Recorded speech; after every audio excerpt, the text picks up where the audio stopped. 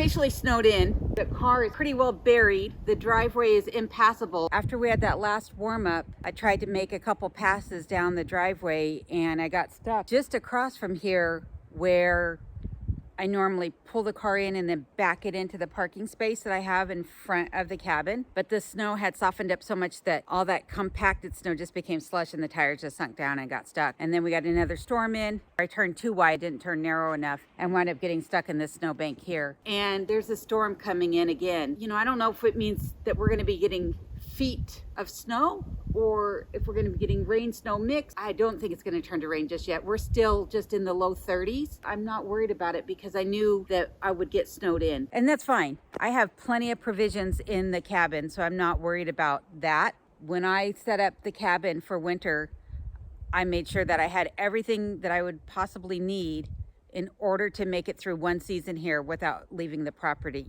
I do want to take today to go over some of the mistakes I made upon moving into the cabin, but I'm kind of cautiously looking around because the moose have definitely been on the prowl. There are moose tracks that are just leading throughout the property and down the drive out behind the cabin as well. And so I definitely have my guard up because I don't want to be trapped out here with a moose. In some areas of the property, the snow is 4 feet or greater deep. In other areas, it's about 2 feet.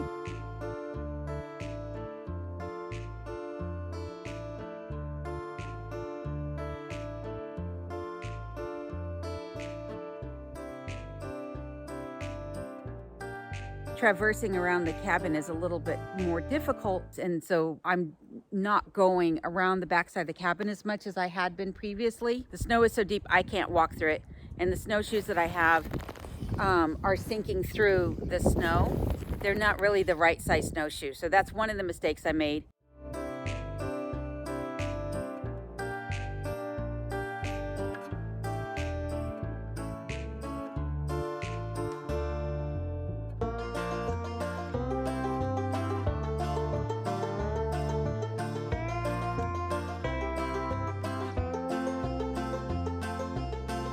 There are no biscuits.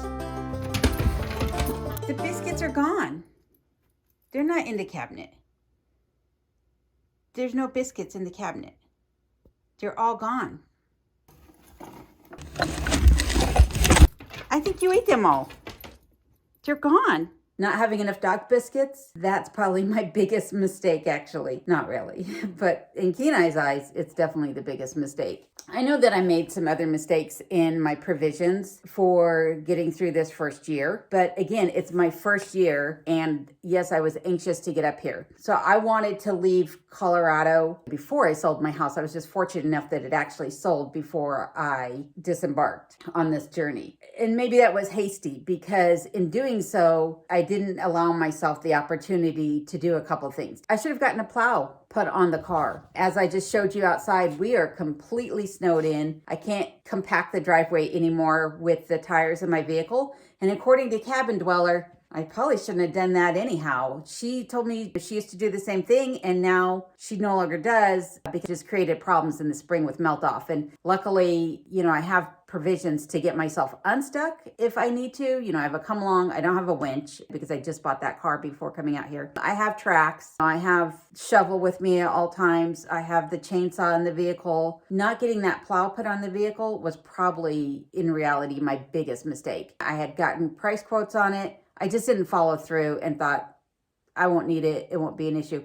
And so far it hasn't been an issue, but the fact that we are snowed in right now means it could be an issue. If an emergency happened, I wouldn't be able to get off the property. And that brings me to my second mistake, which is I should have got a snow machine. Then the plow would be a non-issue because I could use the snow machine at least to get off the property, go down and into the next community over and seek out help if I needed it.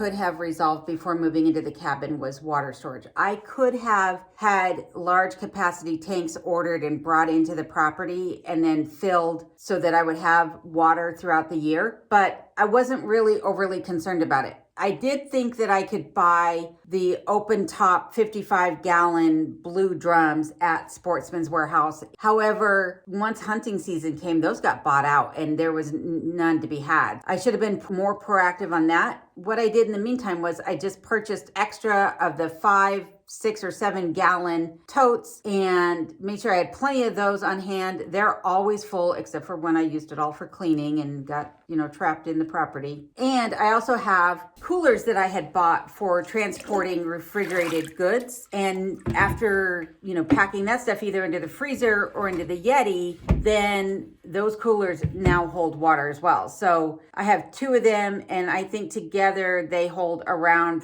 58 gallons or so of water. And all told, I have over 125 gallons of water storage on the main floor of the cabin. That does not include what's in the Berkey and the reservoir above the dry sink. And that does not include what's on the stovetop. So I do have plenty of water. And as you saw, I have plenty of snow I can melt. So water is not really a major concern for me during the winter months. But again, all these things that I'm saying are things that could have been resolved before moving into the property, but I'm not overly concerned about any of them. None of these things were a make or break for me. Obviously, that's why I'm here, right? To me, it was more important to get out of Colorado and get here on the property than it was to take my sweet time and do it. I'd already wasted years upon years in searching for property and dragging my feet and being hesitant. I just wanted to start living my life. And sometimes you just have to jump in with both feet and hit the ground running. And that's what I did.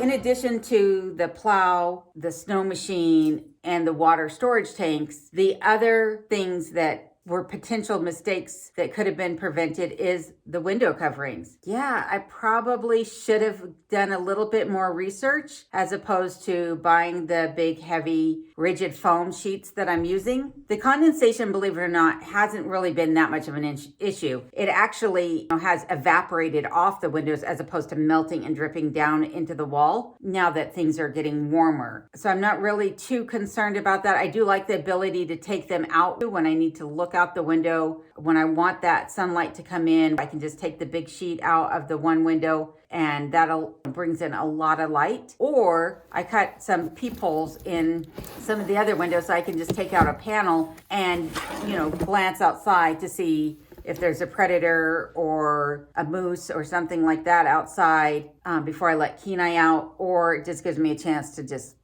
see what the conditions are quickly if I'm on that side of the cabin. I'm going to do a little bit more research about what is really going to be the best option going forward for the windows. Most likely in the short run, it will probably be bubble wrap on the windows with the foam insulation tucked in over that when need be. In the long run, it'll be some form of shutter that can be closed off from the outside and secured, just so when I'm away from the cabin, I know that the cabin is protected. And also, if a bear wanted to get in, he wouldn't be coming up against those windows and breaking them and then crawling in through them, because they're definitely large enough that a bear could crawl through the windows. I need to be able to figure out a way to manipulate those shutters from inside the cabin, protect the glass from the outside, prevent the condensation on the inside, and yet still be able to open the shutters and see out when I need to. So more work and more planning to be done around the window treatments.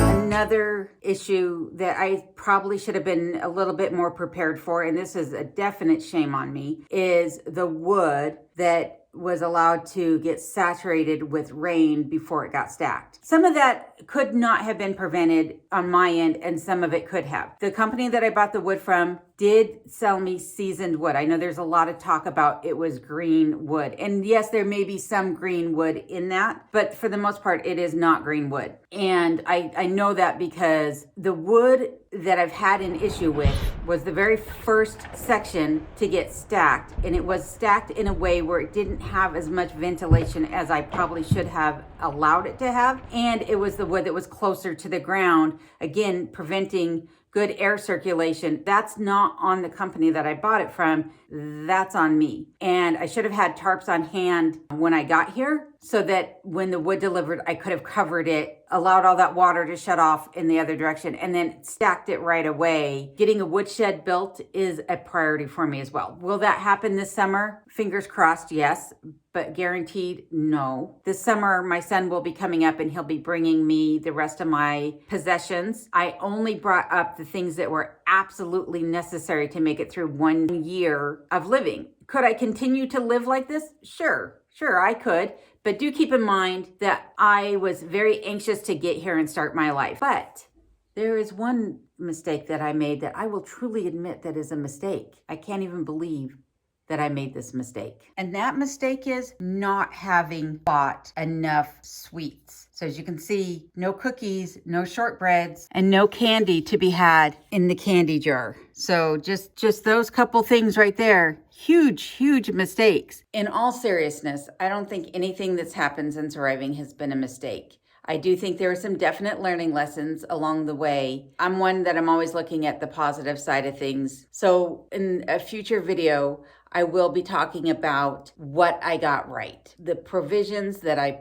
bought when I got here, as well as the things that I brought with me to protect myself and to persevere here in remote Alaska. So I hope you'll tune in for that video. And until then, I want to say thank you for watching. Hopefully you've subscribed. Please leave a comment and I will see you again on the next one.